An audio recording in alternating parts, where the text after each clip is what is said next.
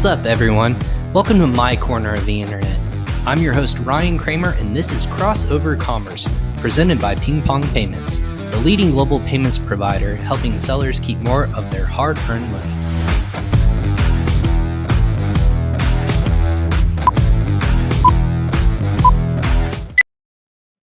Good afternoon, everyone. Welcome to another episode of Crossover Commerce. This is episode 161, September 30th, 2021. It is International Podcast Day. Celebrate. Yay. There we go. Anyways, for those who are watching live, that's a little bit of celebration. If you're listening to this, you don't get the full visual effect of what is going on. Again, just celebrating the fact of that this industry is super evolving. There's so much great content pumping out in all these different verticals. I didn't know it was until today, so we're just going to do a little bit of celebrating in that regards. Hopefully you found that enjoyable, but welcome to Crossover Commerce. If you're new to the space or you're new to the show, this is my corner of the internet where I'm bringing you the best and brightest in the Amazon and e-commerce space. Again, not exclusive to each other. They just dabble in everything a little bit differently. But that being said, this podcast is actually presented by PingPong Payments. PingPong Payments is not a table tennis company. We are a cross-border payments solution. What that means is that if you are paying a supplier or manufacturer overseas and you want to actually negotiate rates and you want to be more cost-effective to your bottom line, you can actually do that with PingPong Payments. Do that by signing up for free in the link below or in the show notes if you're listening to us on your favorite podcast platform. And of course, if you are receiving and your brand is going international, whether it's on Shopify, it's on Amazon, it's on all these different marketplaces that truly exist worldwide, and you want your brand to be more financial friendly in terms of fees, you no longer have to worry about those when you use PingPong Payments. Go and check out more information. You can check that out in the link, or you can go to usa.pingpongx.com/podcast and just learn more about the podcast and more about PingPong today. That being said, again, episode 161, International Podcast Day. But guys, tomorrow is Q4. That being said, sound the alarms, ring the bells. However you have to get amplified, it is that time of year for e-commerce sellers of celebration as well as dread and stress. That is right. You've made it. If you're here, this is what you've been prepping for all year. If you're listening to this, you're probably doing so by doing 30 other different things. But that being said, any successful business doesn't want to be a flash in the pan. They want to be something that's successful, sustains, is long-term affecting, and can operate as a business. So how we titled this episode today, we titled it, How to Get Repeat Purchases for Your E-commerce Store. I think that everyone can agree with that.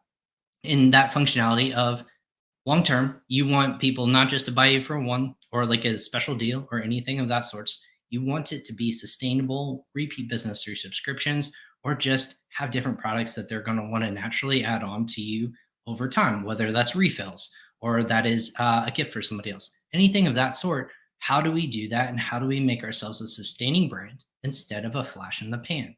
So of course, I wanted to bring on a special guest today. Her name is Jessica Totillo, co-star of Ecommerce Badassery. And basically, I'm not joking. That's a fantastic and amazing name. Probably the best name of our company we've had on here. That being said, she has been in the space in e-commerce business in various capacities over 20 plus years in retail, an e-commerce experience. She started as a former boutique owner in New York and now is an e-commerce and email marketing strategist for multiple businesses. She herself supported entrepreneurs in insights, grew and was an employee of a 7-figure e-commerce business. And now she is actually educating and helping people do that themselves. That being said, I want to welcome to Crossover Commerce, Jessica of Ecommerce Badassery. Jessica, welcome to International Podcast Day. Yeah, right? What's up? I didn't even know. So thank you for letting me know. I feel like I have to go celebrate now. So thanks for updating me. Well, you're not just a host. Yeah, you are a guest, or not just a guest. You're a host yourself, and you have your own podcast, which is fantastic. Correct? Yes, I do. I love podcasting. It's one of those things I just wish I had started sooner. I didn't realize like the community that would come from the podcasting space. So it's just been really cool. And I get to meet really cool people like you. Well, I appreciate that. And for the little time we know, it's like 10 minutes in, we're already best friends, which is fantastic. And I would agree with you. So in the space, you were an educator. You've been around you have this experience. I say anytime people have been around a long time, that makes you feel like old and you're like, you're not with it. But you've had so much different experience, but you've walked the walk and talked the talk. Now you're teaching people, which is really cool. So give me that evolution of your career and background. Like what led you to get into e-commerce in the first place after starting a boutique and then in New York, and kind of where you are today? What's that story like? Yeah, well, the story starts as a little girl who slept in her new shoes. So it was really no surprise that I ended up going down the fashion and apparel route, right? And then I went to school for fashion merchandising, and I thought I was going to be a buyer and I was going to work my way up the corporate ladder. And then I quickly figured out, like, this is more spreadsheets than anything else, and I am really bored. So I ended up pulled a Rachel Green on Friends, right? Yes, exactly.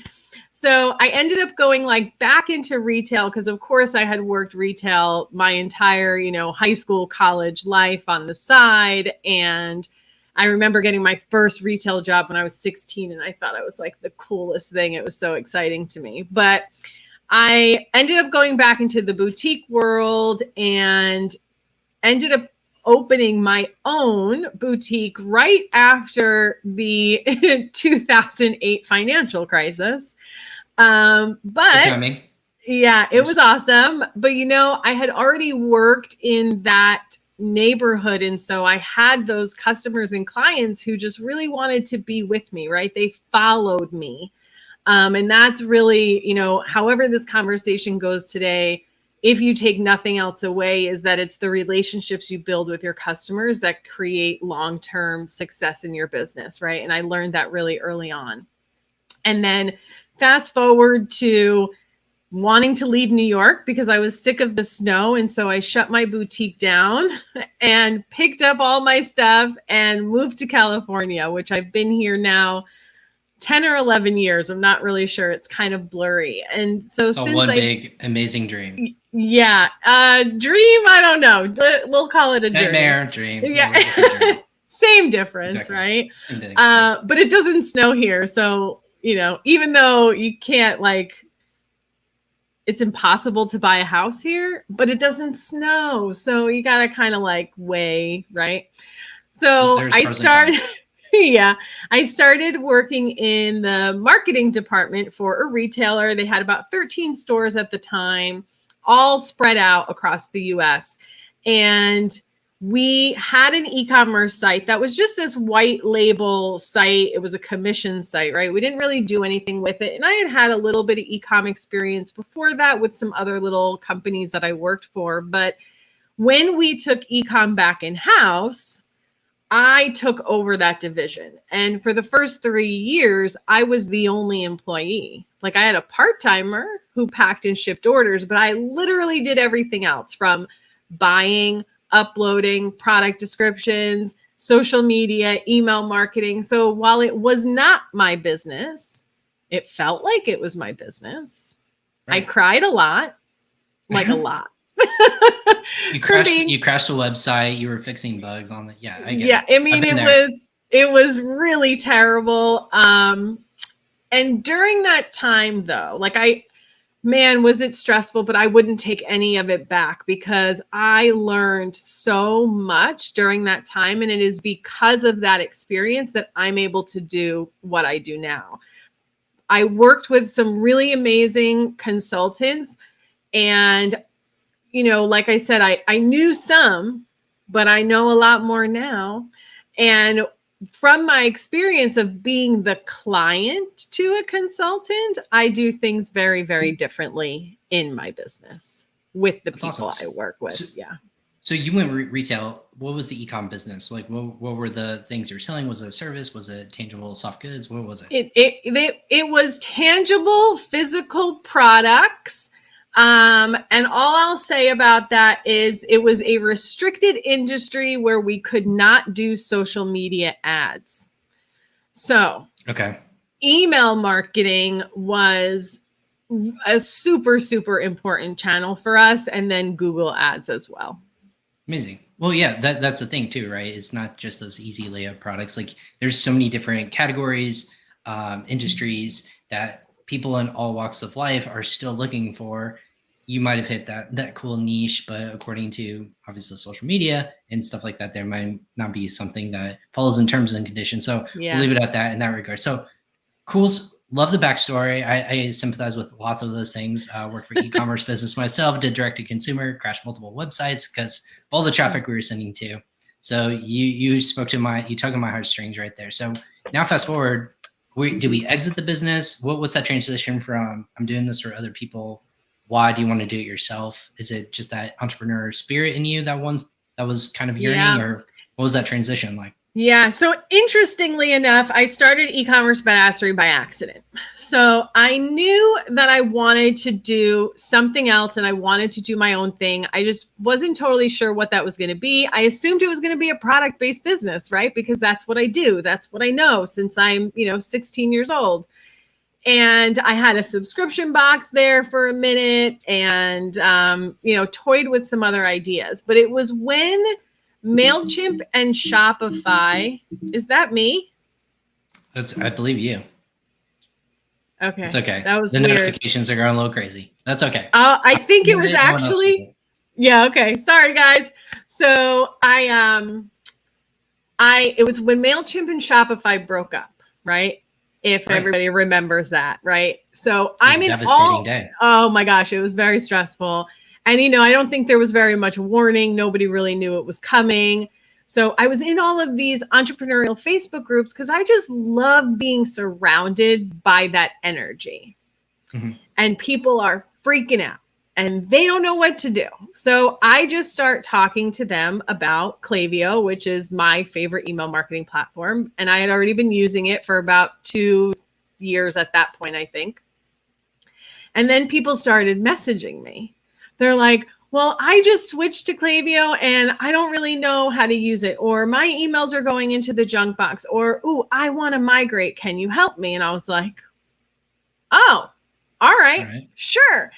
So the things that we know and just do, right? Like I do email because it's just what I do. And you take that knowledge for granted and you forget that there's other people who will pay you to do it for them because they don't know how or don't want to. So that's how I ended up doing this. And it was like those first 2 OG clients where I was just over the moon about just the joy in their face, right? The way their eyes light up when you kind of open up that magic for them. So it just kind of snowballed through referral. And then it got to the point, it was like, okay, I can't do both, right? Because I was doing it as a side gig. I can't do both. And there it was, left the 9 to 5 and here I am. And it's been amazing.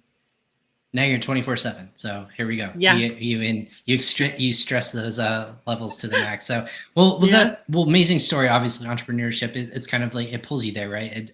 I think anyone truly goes into it like, I'm in different ways, right? I think there's lots of different things that people just see in you and they look for that expertise. So that's really cool in that regard. So specializing in mainly, again, everyone can look at this on your website, and just from that, email marketing, the love of your life, it sounds like, in this industry. So what from there was it? I want to take this as my cornerstone and then kind of derive from that of, hey, now social media is becoming a major component of driving traffic and conversions. I want to help people figure out these different kinds of plugin features or SaaS solutions or anything like that. Well, how did you want to make sure that you didn't stretch yourself too thin, but really keep yourself as this go-to resource, of knowledge, if you will? Yeah. So I definitely started out with the email piece because that's what people were asking me for, right? And you can use that same kind of strategy in your product-based business. Like you've got all of these products, but someone is coming to you for one thing, right? So give them the thing they're asking for. And then as you build the relationship with them, then you can sell them the other stuff. So what kind of happened with me was people would come to me, we do the email thing together, and then I would drop other little nuggets, right? Other things that I would see, because that's why I'm doing it different. Like, I'm not going to not tell you that, hey, here's the strategy that can make you more money. And then they'd say, oh, you can help me with that too? Yes, I can. So having that experience of doing all of the things, right? Like I truly get what it feels like to be a one-woman show or have a really small team and trying like building this business from your kitchen table. Like I get that because I was that. So I'm really able to kind of shed the light on the e-commerce puzzle for them. Mm-hmm. And having worked with so many developers, and this is not to like poo-poo developers, right? We need them for sure. But what I have learned is they take a lot of shortcuts and they don't think of how you're going to manage that moving forward, right? And they're not really concerned about that. So being able to, that's kind of where it started, was being an advocate for my clients and saying, look, I know they told you this, but that's not true. Make sure you push back. And I just went through that with a client where, you know, integrating a separate platform with Klaviyo, and they kind of set up the API and the data wasn't coming over right. And I was like, no, this is how it's supposed to look. And they're like, well, I was told it can't be done. And I was like, ask again, right? Again. And yeah, and so we eventually got to it. So really just being an advocate for everyone and having my hands in all the stuff. Like if I know, I'm just going to share. I'm not going to hold back. Like I think a lot of service providers do, unfortunately. No, that's awesome.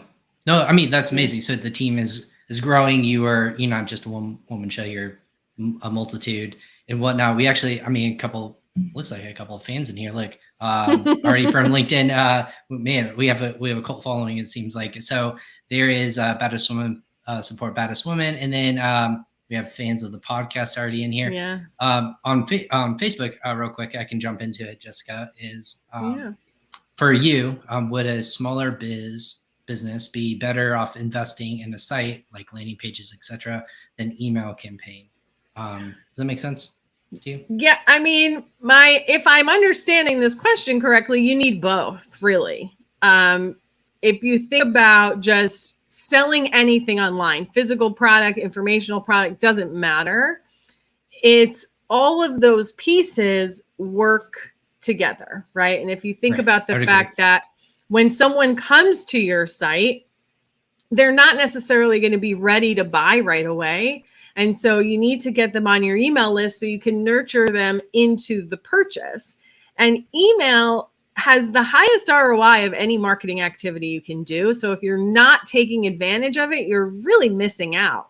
I mean, if I told you, hey, give me $1 and I'll give you $40 back, would you give me the $1? Yeah, probably. And that's the return on email marketing. So, Brennan, the answer to your question is you need both. But I think that you can, we have this idea of what makes a great landing page, what makes a great email.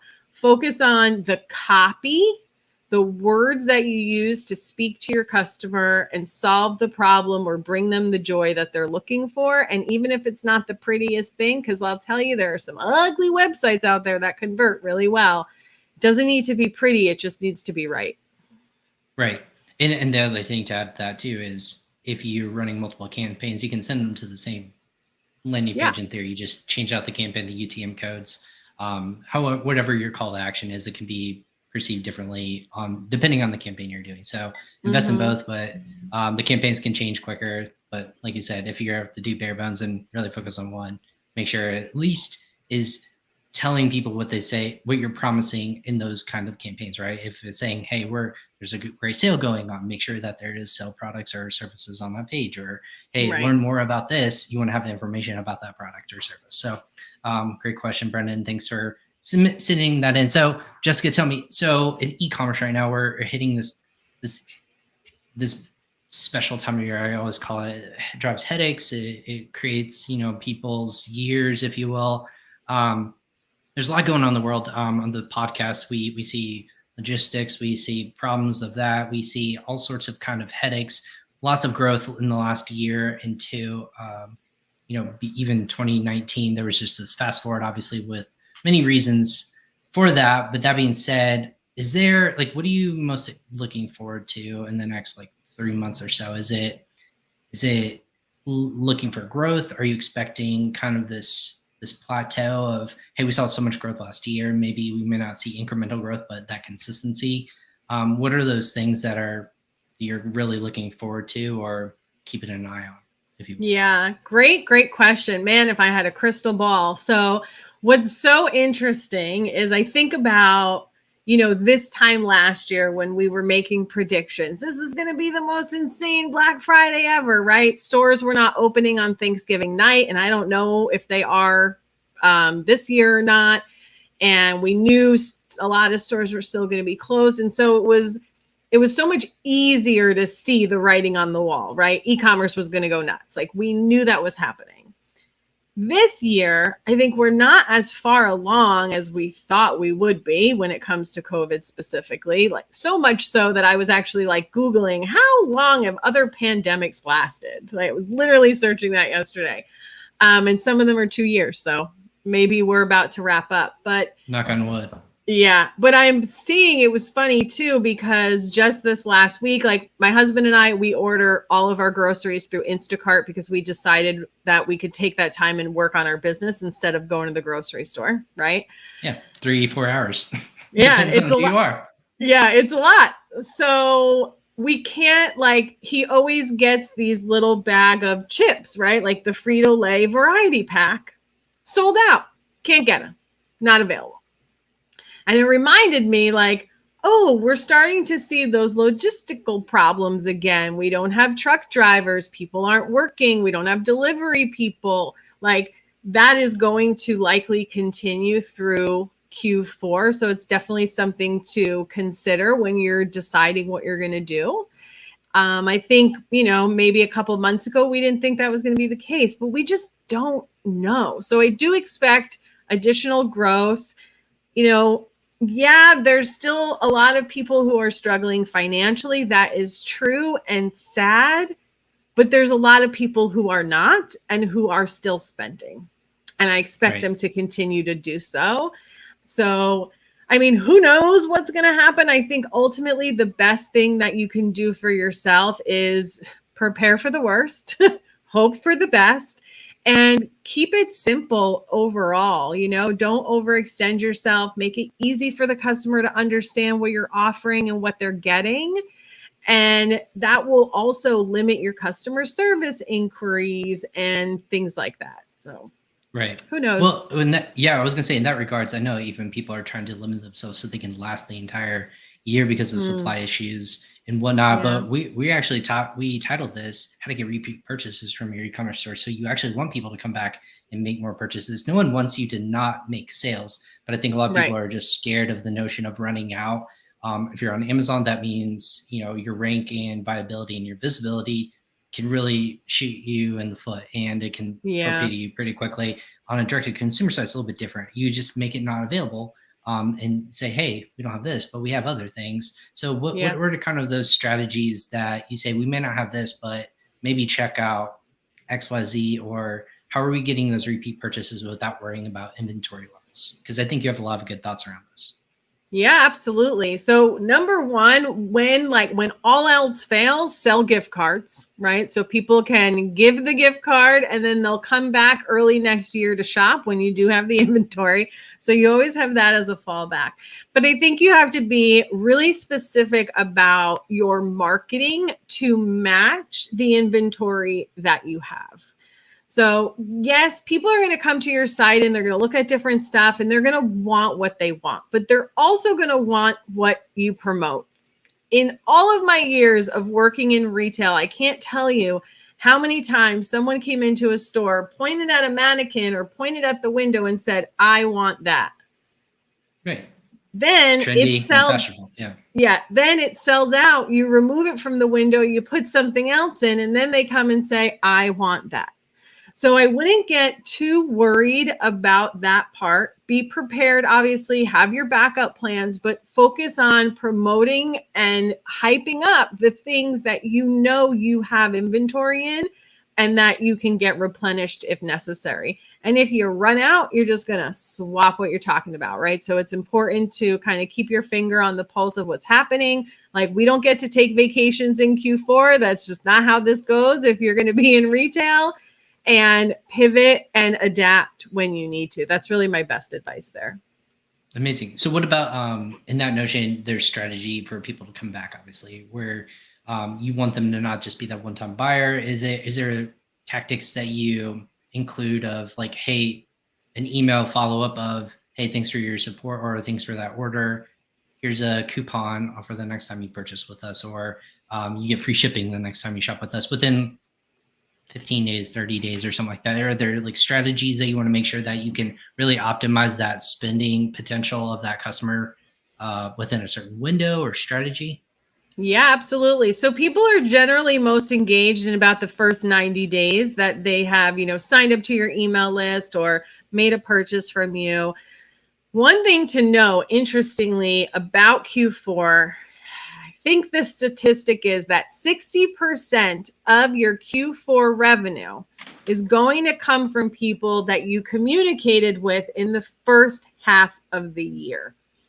So while acquisition is important, and yes, you are going to get new customers during that time, and yes, we will talk about how you can make sure you keep them around, just know, like, you can't forget about those repeat people too, right? I think sometimes we're like, they're our customers, we're fine. And we need to give them a little bit more attention than that, and continue to build that relationship and nurture that relationship with them. For those new people that you get, and this is any time of year. So I generally will have 2 post-purchase emails that I set up for clients. The first one is a general thank you that is text-based from the founder. It looks like you sat down at your desk and wrote it. And all this email does, is say, thank you so much for supporting my business. We appreciate you, right? You kind of jazz that up a little bit for your brand. And that just goes to them the very first time they purchase. The other post-purchase is some sort of education around the product that they just bought. And the goal of this email is to make sure that they have a good experience with your product, right? Because just because you got the sale, your job is not done. So how do we make sure that they have a good experience with your product so that they'll come back and leave a positive review? That's how I like to approach that. And that's naturally going to bring them back because they're going to have such a good experience with you. If you want to offer a discount, a bounce back, something like that, you totally can. It's a great time, and I would do it with a short time frame, maybe 30 days, or it's, maybe in January, right? It'll be valid in January, like a bounce back. You can totally do that, but you don't have to. And I know people struggle to give discounts. Right. No, that makes, I like that in that regards of you want to make sure that they feel welcomed and personable in that regards. And do you feel like, is it to you, do emails maybe get lost after the post-purchase at all? Or is it even more like you're brand aware? So what I mean by that is everyone feels like they get thousands of emails a day and it all goes in the promotions tab, or if you're in Google, and I feel like I have to like clear it out, but I will scan it. Are you telling people, how are you having your clients or your businesses stand out in that regards to make them even opt into opening it in the first place? Is it a call to action in the subject, or what are those from the email queen, herself? I want to know, how are we standing out in that regard? Yeah, absolutely. First, I want to talk about the promotions tab. It's still the inbox. And interestingly, most people, at least on mobile, and I know this statistic just because of iOS 15 and what's happening there, but the majority, I think it's 70% of Apple users use the Apple Mail app. They don't even use the Gmail app.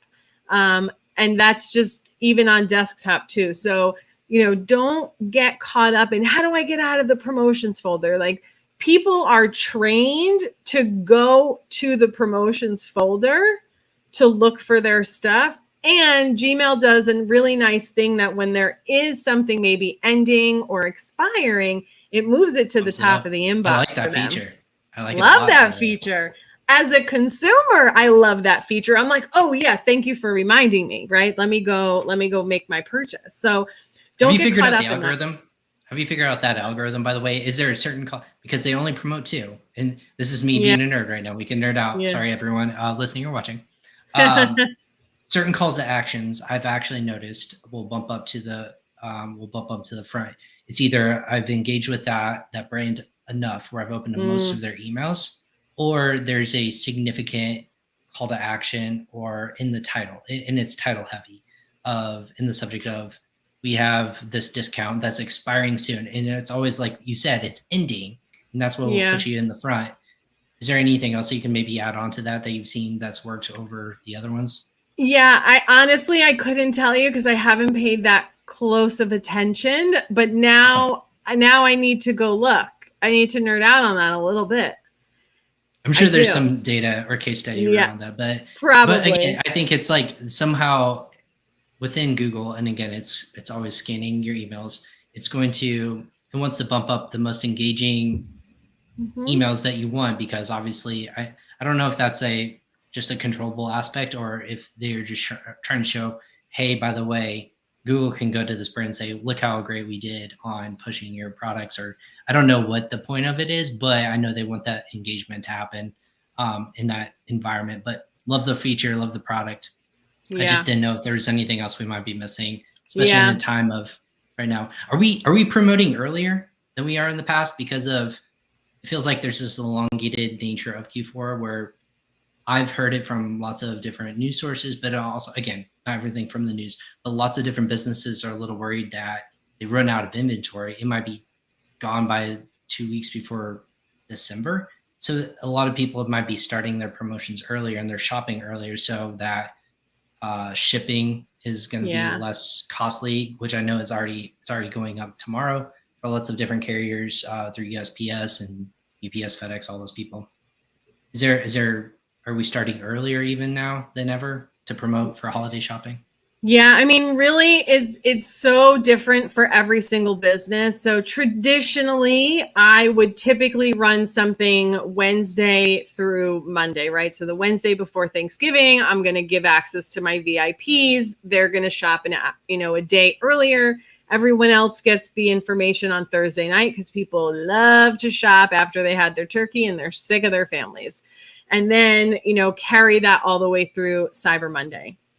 Mm-hmm. If you're really concerned about the inventory, what you can do is, instead of actually putting everything on promotion, you just take that time at the beginning of November to prime and prep everyone, which you should be doing anyway, and let them know what's coming. And I know a lot of people are like, oh, well, I don't want to give it all away because then they're going to wait to shop. They're waiting anyway. They're waiting until you have your offer. Either it's on sale or you have a gift with purchase or whatever it is that you're doing. They are waiting. So don't worry about that. Use that time to get them hyped up, waiting for your offers to drop, because people have a limited window of time to shop, right? And they have to decide who they're going to spend their time and money with. So get on their schedule, basically. So you don't necessarily have to start the promotion early, but you can start promoting it early. Sure. I mean, it makes sense to me in that regards. Do you feel like that is just like site wide, or is it more like one hero discount in terms of like product selection or category, or just your top seller or something like that, that drives the eyeballs, and then it's kind of supplemental at that point, like put it in full price or maybe slightly discounted? A lot of people have different varying capabilities. Like, you don't want to just like kill it with like discounted no matter what, but is it something where you want the user to opt into like what they see value in, whether it's just discounts or I need to buy the product anyways and I'm going to buy it regardless, so why give them more of a discount? Does that make sense? Yeah. I mean, that's the age-old question, right? That's a philosophical question. Yeah. So it depends on, I tell my people to ask themselves, what is the goal, right? And you should be doing this with any promotion, marketing, anything that you create. What is the goal of this? What are you trying to accomplish? So for instance, the company that I used to work for For us, it was like, we just want to drive that top line revenue number, right? Because the man who signs our paychecks wants to see the top line revenue number. So that's what we did.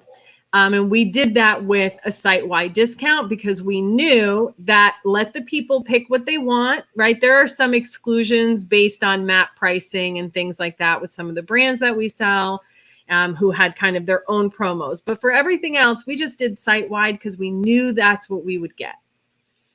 But if you're a smaller business, maybe you have product you're sitting on actually that you need to move, then focus on that. Maybe you have a specific category that doesn't really get a lot of love or works best around Q4 and you want to focus on that. So ask yourself what your goals are first and create promotions around that, but keep them simple. Like, don't do, oh, this category this day and then this product the next day. And it's too confusing. It's too confusing. It's hard to keep up with.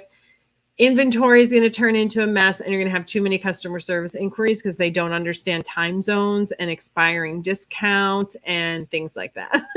Very good point. Well, and like you said, it's harder on you as an entrepreneur. If you're the only one running it or a couple of you running it, why make them more difficult on yourself? Maybe weekend or week long, again, give it a little bit of time so that it has legs. But what about competition? I know a lot of people are trying to subvert, like, hey, buy this product from me, or hey, I want to give a nice piece of clothing from my collection or to a significant other, and they're probably between like brands, right? How are we not subverting, but how are we making it more enticing to purchase from us than our competition? Is that through your is there a certain strategy we're implementing, or how are we bringing that value more than our competition? It's relationship building, right? That's what makes you stand out from the other person who sells the same product as you. I mean, unless you are Squatty Potty, there's probably someone who sells the same thing you sell. So really, it's about remembering that your business is not about you. It's not about your product. Your business is about what your product can do for your customer and how you can make their life better. So when you are marketing to them, when you're showing up on social media, when you're sending them emails, when you are creating banners for your website, when you're creating ad copy, you have to speak to them in their words. And if you don't know what those words are, go check out the comments on your social media posts, your product reviews. The language is all there for you. And speak to specifically to what it is that they are looking for and the outcome they want from your product versus saying like, hey, I have this sweater for $15. All right, cool. Big deal. But yeah. All right, sweet. So does Old Navy. What else you got for me, right? Versus saying like, here's the gift she's been waiting for all year. She'll know that you thought about her sweaters for $15. Speak to the thing that they are trying to accomplish, and you will automatically stand out without having to stand out. If that makes sense. Exactly. Well, I've noticed in my expertise in my background, you want people to have this notion that they're getting more than what you're actually. It's not deceptive. It's you want them to feel like that they're winning in regards. So I mean this by like getting a great price on something, achieving something like a buy one get one, or I'm getting a discount otherwise I wouldn't have in the first place, or I'm achieving free shipping because I'm spending a certain amount, right. Or because I'm an insider, I'm getting any purchase I make get a donation to a charity of my choice, or I get to pick to a charity. All things that I think are lots of people feel like ooey gooey on the inside when it comes to this time of year. Are there like free or like really simple ways that we can bring value add to say, hey, I'm going to push you over the edge and it may not cost me an arm and a leg? Is there any thoughts around that? Yes. So there's a couple things you can do. If you want it to also be a physical product, for instance, go to the vendors that you work with. Like if you sell other people's products, this works best. go to your other vendors and ask them what they are sitting on and trying to get rid of, first of all, because you can get stuff at a deep discount, which you can then either give away for free or you can offer at a really deep discount, but still get the same margin. That makes sense. I used to do that all the time in my boutique. Was great moneymaker. But you can also create some sort of digital product. So a lot of us in the physical product space feel like, digital products, info products, that's like a whole separate thing. I can't really use that in my e-commerce business. And that's just not true, especially if your product is solving someone's problem, right? Then your product isn't doing the job itself. They have to do these other things too. And I always use like the CBD example, because I think we can all wrap our heads around this. If someone's taking CBD because they want better sleep so that they can better run their business or spend more time with their kids or whatever, right? Part of that is taking the CBD to get a good night's sleep, but it's also turning off electronics an hour before bed, drinking more water, not having caffeine after a certain time, creating a nighttime routine so your body knows it's time to sleep. By the way, I use this example all the time and I'm like the worst sleeper ever. So I should take my own advice. I was like, I do not take my own advice in that regard. Yeah, I don't do any of the things I just said. I fall asleep with the TV on and yeah. Don't drink coffee after a certain time at 3:45 and I'm still doing it. Oops. Yeah, that one I don't do because I really will be up all night long, but it's the electronics for me. So create some sort of digital product around what you sell and you can just give that away for free. Or you can charge like $3 for it if you want, but like give it away for free. That's such a value add that literally costs you just the time it takes to put it together. But it's an asset that you can use over and over and over again. And after Q4, after kind of your free period, then you can throw it up on your website as a product and sell it. Makes a really great cross-sell item. And it's inexpensive. Right. Pure profit for you. Well, and I always challenge people too of, like you said, if you're selling, let's call it musical equipment, you're selling a flute, sell them some sheet music or add on sheet music. If you're selling a back scratcher, give them like a foot roll. I don't know, some sort of like something for your foot or anything that would be complimentary. Or, hey, if it's a ebook or any of those kinds of contexts of my kids love or buying a certain toy, hey, give them a free educational thing for about gorillas or whatever that plush toy might be. So certain things like that, like you said, it might cost you a little bit. If they want to opt into it, that's great. If they don't, then that still could push those people over. Is there any other things that might be helping that enhancement to like maybe drive up that average order size? Is it like offering gift wrapping, or if it's offering expedited shipping and you're either offsetting some of that cost, or you maybe like what are those other additional things that you can maybe make it seem that they can, hey, I'm getting so much value, or I have options available with this company? Yeah, absolutely. When it comes to trying to raise your AOV, the first thing is you need a cross-sell app. And this is any time of the year. So many e-commerce businesses are not taking advantage of this. And a lot of the time it's because we get in our own way, right? And we feel like, well, it's really annoying when something pops up. But the data says that they work. So don't make business decisions based on feeling, make them based on data. You're not the customer. Exactly. Yeah, exactly. And the data says pop-ups work. So you definitely want a cross-sell app for sure. You can do an after checkout cross-sell or upsell as well if you're like a 1 to 5-ish product store, right? And you're just kind of cross-selling one item. So you definitely want to do that.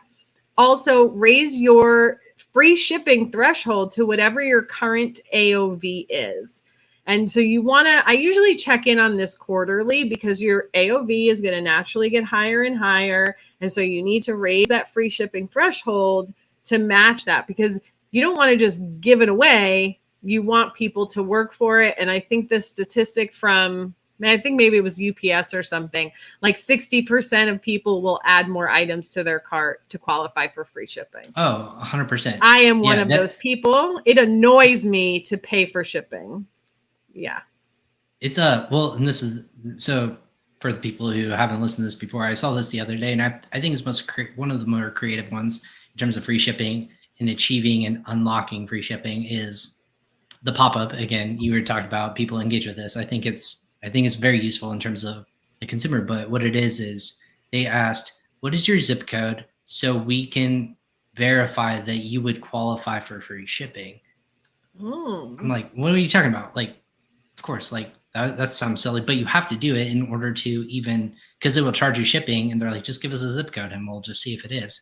You put it in, and in theory, that kind of knocks you down into a demographic, right? They're getting some information from you, which is good for the customer. It's not invasive because they're like, it's a zip code, like who cares? Yeah. But it's actually very cool in terms of demographic of now I can start to break down where my customers are coming from. If it's, it's mainly New York people or East Coast. Okay, well, maybe I start to like cross promote to these zip codes. You can do that through mailers. You can do that through all sorts of cool advertising solutions, but then also you can start targeting ads, social media to those kinds of platforms as well, to zip codes that people are offering. So again, you're going to offer free shipping, but you might as well get something back in the return. So I think that was one of the more cool, like not invasive, but really neat ways to achieve free shipping.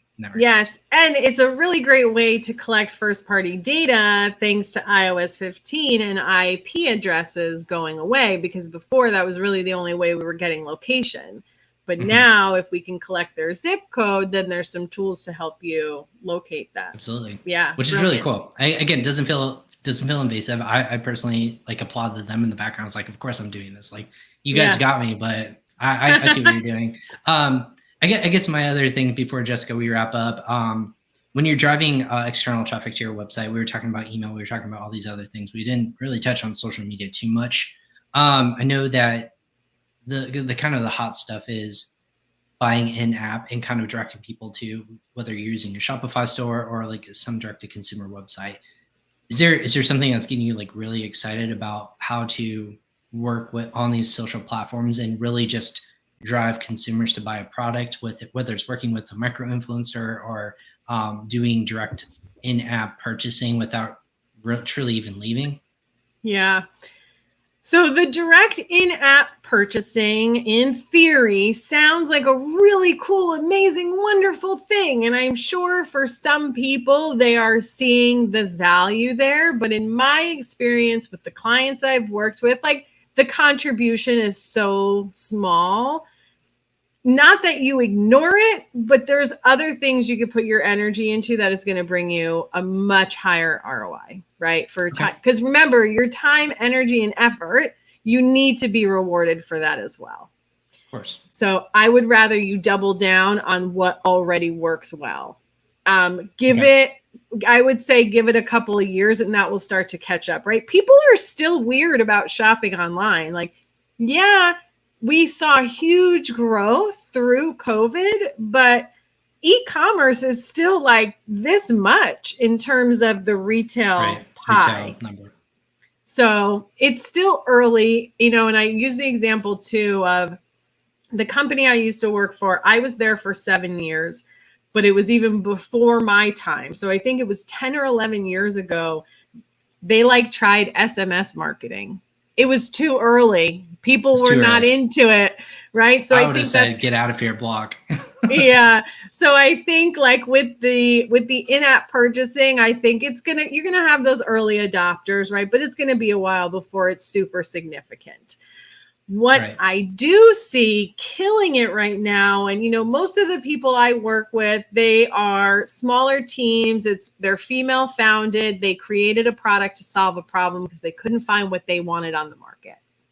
Sure. And what's killing it for them and legit blowing, they were already doing, multi six figures, and now they're just skyrocketing, is Reels and TikTok. Short form, entertaining video. And they will, you don't have to reinvent the wheel every time, right? They're just doing the same thing with a little bit of a different story, but they're featuring their product every single time, right? They've got diverse models in there, trying everything on. And they're just blowing up. It's amazing to watch. I was gonna say, so in that regards, what's the call to action? Is it just branding, or is it mainly you're pointing people in a certain direction? What's that? What's that Yeah. So drive to? yeah, absolutely. The call to action is like, if you buy this, right, this is what you'll get, or this is how this will solve your problem, or you don't have to worry about this anymore. It's really kind of the age old, like, this is marketing 101 and advertising 101, right? You want to show them what's possible and let them know that if they buy your product, this will also be possible for them. Right. And that's really all it is. Yeah, I was gonna say, is that in the age, again, advertising 101, then you go to I go devil's advocate. Are you tracking that a certain way, or are you just kind of, it's doing its job by still pushing people in that regards? You just know that because you said, hey, that growth potential, are we measuring that a certain way, or what is that? Yes. So it's definitely harder to measure, of course, right? I do recommend that you use custom UTM parameters anytime you're doing any sort of social media thing so that you can get it accurately tracked and tied to a specific campaign. The other way is you can do the whole code thing, use this code, but now you're giving discounts, right? Really, sometimes it's a kind of a combination of those UTM parameters, but also really looking at the timing of things, right? You're going to know if something goes viral and then all of a sudden your website traffic blows up. You're going to be able to make that connection. The trick is you got to pay attention and keep track, right? Yes, you may have something go insanely viral. That's going to be really obvious, but those other little upticks might be a little bit smaller. So if you're not already tracking your numbers on a regular basis, start doing that now. And, what I like to tell people when they're trying something new is give it a solid 90-day, like all in effort before you decide whether or not it works for you. Sure. So the content, like we always hear, like your branding, your call to action, or you're educating people. Is there, how often are you advising people they should do this? Like going into Q4, you want to still have those, like, again, brand awareness. It's great because it constantly, if it's on TikTok, or again, TikTok is just one giant hose that's coming at you. If someone follows you, then it gets fed into that hose, but you don't get all these offshoots like you do Instagram, for example, right? You got your stories, you got your pages, you got all these different ways you can interact with people, and reels. Is there a consistency you want to create with that, or every other day, or how often are you advising people? As consistent as you can be, right? For the long term. Like, it doesn't make sense to say, I'm going to post every single day and do it for 4 days and then disappear for a week. So be realistic about what you can be consistent with. Maybe that's just once a week, and that's okay. Will you grow faster if you post more often? Yes. Will you potentially burn out and hate it and not want to do it ever again and then just completely fall off? Yes. So do what you can realistically do on a regular basis, and then just give yourself permission to not do any more than that. Yeah, I love that. Those are good tips, especially going into a busy time of year.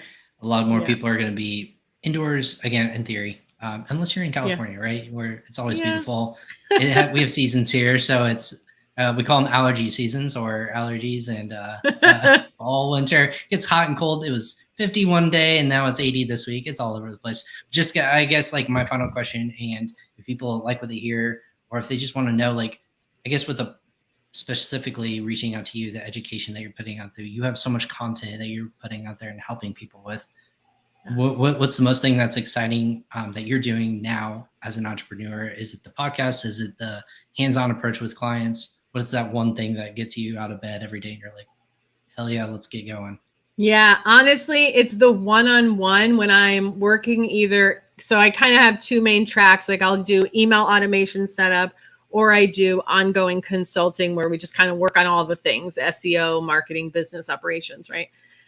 It is the way their face lights up when I uncover some magic for them, whatever that is, whether it's clarity on something or, oh, wow, I didn't even know I could do that. Or, oh, yay, I've been dreaming about doing this, but I didn't know how. That is what gets me out. It's comments like what Laura said, when the feedback that I get, oh my God, I love your podcast. Oh my God, I just found your podcast. That's what keeps me going. Amazing. Well, yeah, congratulations on that. Again, for people who don't know where it is or what it's called, obviously Ecommerce Badassery, correct? Which is yes, by far and away one of the best names out there. Oh, again, thank you. not sure where it derives from, but again, I can tell by just looking at you and listening and talking with you.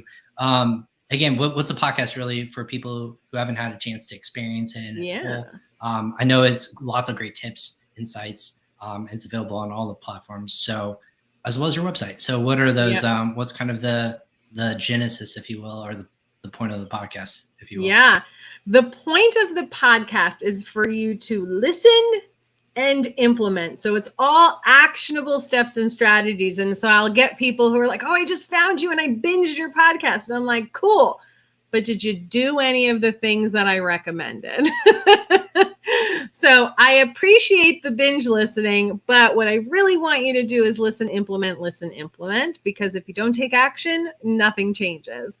But it's a weekly show, and I really, I try and time some of it obviously around where we are in the year as well. So, I did all the Q4 stuff, and then I'll usually pop in like right before Black Friday, like, hey, these are the things you might be missing, to just kind of be there as that cheerleader and that person to kind of whip you into shape if you need it.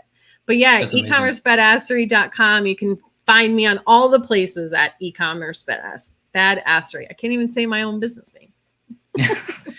Maybe we should work on. No, I'm just kidding. And I follow you on Instagram. Again, we have the handle underneath your video. If you're listening to us on the podcast, you can actually find her at Ecom Badassery.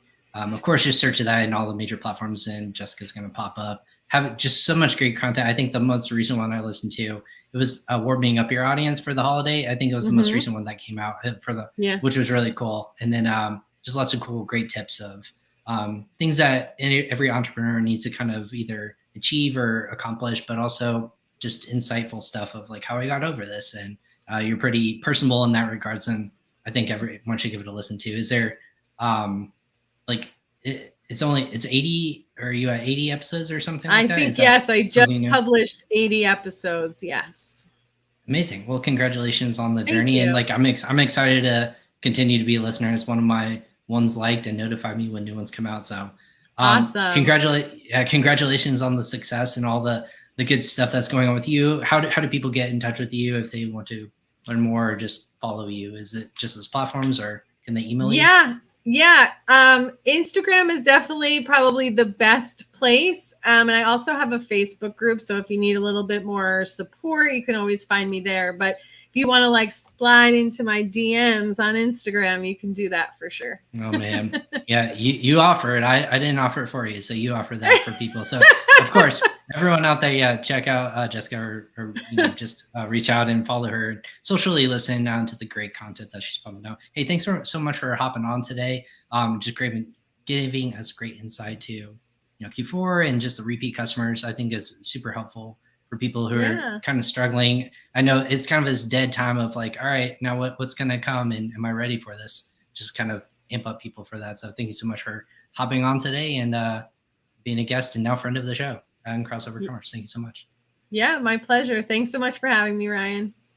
Awesome. Thanks, Jessica. And again, everyone else who's listening to us live or watching us live, and I should say listening to us on the podcast, again, channels, no matter where you're listening, thank you so much for hopping on again. This is my corner of the internet, where I bring the best and, of course, brightest people, as you can tell by this episode, in the Amazon and e-commerce world. Just great actionable tips. I hope everyone gets a chance to go back, start implementing those today, according to Jessica.